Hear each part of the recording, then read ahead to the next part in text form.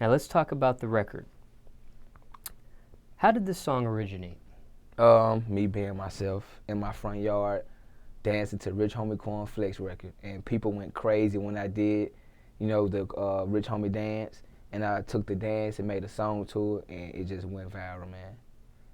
Now you've done, just going back through your history and just going on Instagram, Right. I've seen you do a lot of dances before. Yes. But what made this one pop off compared to your other ones? Because you've had, this is like your thing, I guess I would say. Yeah. The dances and the. I think it's God, really, man. It was right timing. Rich Homie first came out with the dance, so I think it was just it. The only explanation for this that I can say is God, because I prayed for it, and I feel like it was just perfect timing for me to have it in my head to make something called Hit the Quan while Rich Homie Dance was going viral. He was doing a little dance and everybody was laughing about it and it was going viral. So for me to drop that record at that perfect time, it caught people's attention because they had a dance to a hot song. And that's what made Hit the Quan so popular.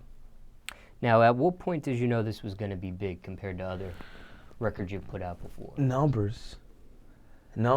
Like, it's been 3 months and I have 30 million views on one video. Another video have like 20 million, and just it's so many videos on SoundCloud, 30 million views.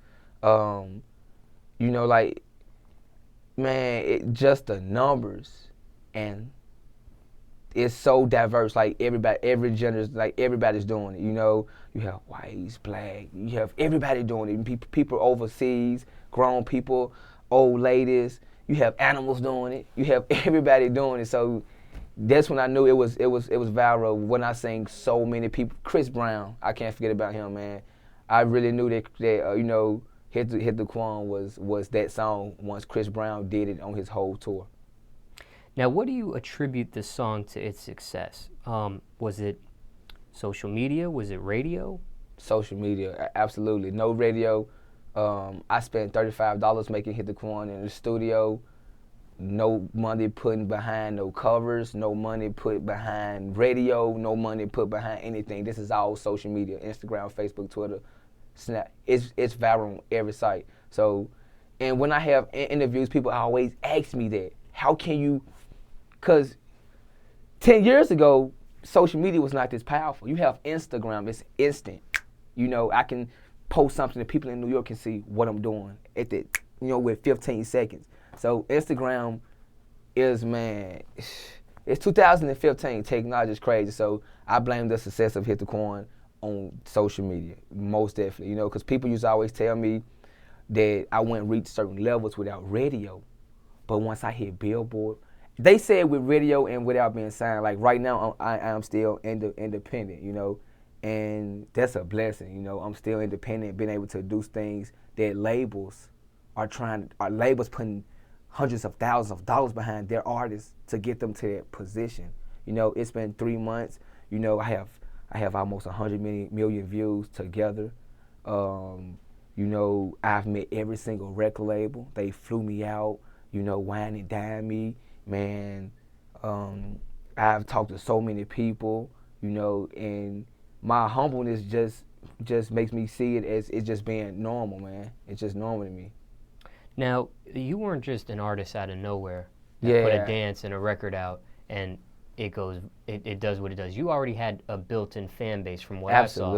Absolutely. Like I think before the Hit the Quan really took off, I think I seen your Instagram, you were already at like 75,000 followers. I was like, yep. That's about right, man. When Instagram first came out, I didn't have a lot of Facebook followers. I didn't have a lot of Twitter followers. When Instagram came out, I said, ain't nobody gonna beat me on this. I started following like 7,500 people. They'll follow me, I unfollow them back.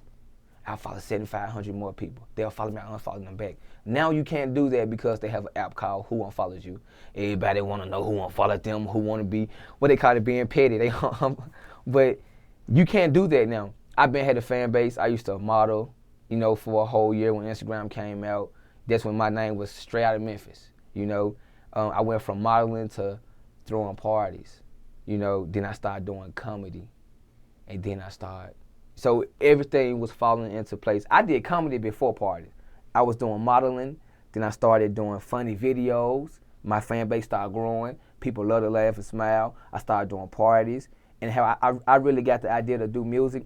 So many people would come up to me like, hey, can you play my record? Because I'm one of the biggest promoters in the city. You know, I used to pack out the clubs. The K2 Lounge every Sunday, pack it out. And people used to always come to me and say, hey, can you play my record? Hey, can you play my record? So many people used to hit me up. I was like, man, what if I made a song, play my, and promoted my own record? It's my party. I'm paying the DJ. I can get him to spin all my tracks, So that's where it came from. I got the idea, And it started with a record called Snap 'Em Up. I made Snap 'Em Up a year ago. I've been doing music seriously for a year ago. I made the Snap 'Em Up record, flew out, to Cali, flew out to New York, tried to get signed. When nobody signed me, I went to Columbia Record and met with Tubby. I never forget, we took a picture, But, I had that one record, so it's kind of iffy, and I ain't had nothing but like 20,000 views. So now, it's a whole different story. I never gave up, man, I just kept on working. I was throwing parties, making music, throwing parties, come out with another dance song. I have a formula that I use. I try to drop a dance song every 6 months, But now I have Hit the Quan. Hit the Quan is so viral that it's up here at the top. Even I can't stop it if I tell people don't do it. It's so viral that it's gone. So what I'm doing now, shout out Fetty Wap, he have showed me that it's possible to keep pushing more and more records. I thought you could never, you know what I'm saying? I thought you could never drop a record called Hey Hey, and then a month later drop a record called Dog, and then a month later drop a record called DJ Smallz. It just Fetty Wap, Because I used to try to tell people, man, you can do that, because you have to give the people what they want. After they dance to Hit the Quan, they want another record from you they can turn up to, because Hit the Quan just 3 minutes. They gonna be at the club for an hour. You have to keep giving them stuff they can dance and turn up to. So, man, right now, I'm in my single, I'm dropping so many singles. I have a record called Google Me. It's called Google Me, like Google Me. It's at 1 million views. And that's crazy, because Hit the Quan out for 30 for 3 months. And for Google Me to have 1 million, it's like, dang, that's his second record off the top. Ain't no one hit wonders over here. Ain't no one hit wonders over here. So, man, it's a blessing, man. It's a blessing. God's good. Now, let me ask you this. You said you had mentioned Chris Brown before, which came to my next question. What's your favorite celebrity cosign so far on the record?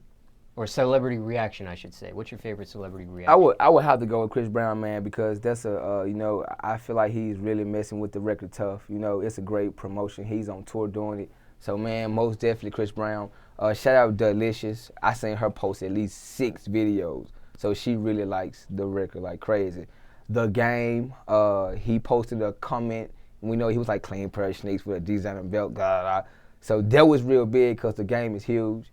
I network with Rich Homie. I know everybody be want to know what Rich Homie say about it, what he got to, I haven't talked to Rich Homie personally yet, but I plan on doing music with him in the future, man. He's a very great, talented artist, and I plan on doing music with him in the future, Most definitely gonna try to get him on the remix. I know people would definitely want to see that, And yeah, we just working, man. Trying to do some stuff with Gotti. Get him on a couple dance songs. I know he ain't gonna dance, but he can just post up in the back.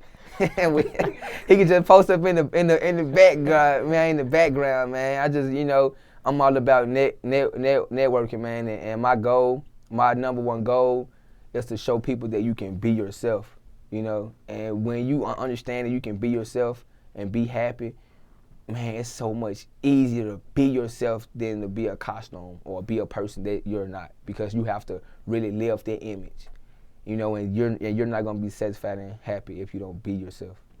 Now, what's the weirdest fan reaction you've seen to the so far? Man, like you said, I've been had a following. I'm used to people coming up to me, want to take pictures. I'm used to people, and all that stuff is God, like. That's how you build your humbleness, when you go through stuff, you build your humbleness, you know, because I've been had people run up to me and I want to take pictures, you know. It's just on a whole different level now. My craziest fan reaction is probably like I think it was like 4 or 5 white girls, and they ran up to me so excited, and I was like, wow.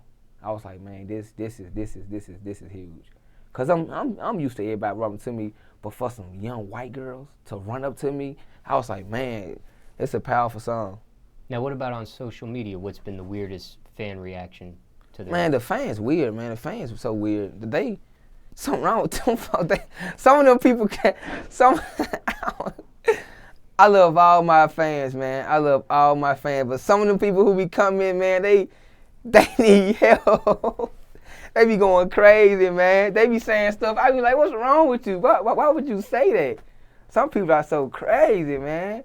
I don't, man. They at iHeart Memphis. Go and check out the comments. They crazy, man. Follow me on Instagram at iHeart Memphis.